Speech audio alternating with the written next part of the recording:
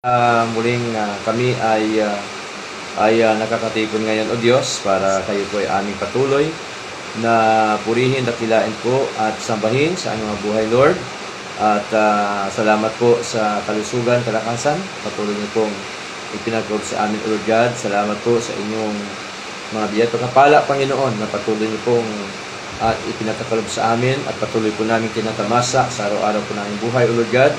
At gayon din po, Diyos, salamat din po sa pagkakataon pong ito na kami po ay sama-sama po ngayon. At salamat din po, Diyos, sa buhay po ni Nanay na patuloy po nabukas ang kanyang puso, Panginoon, sa inyong gawain, kasama sa inyong malo, Lord, at ang bawat isa, Lord. Salamat po, Panginoon, kahit po nawa siyang patuloy na manguna po sa aming pag-aralan.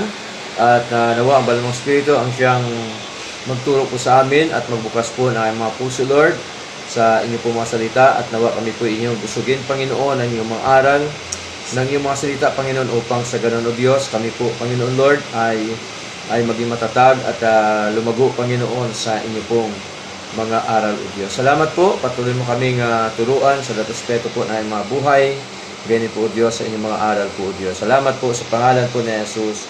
Amen.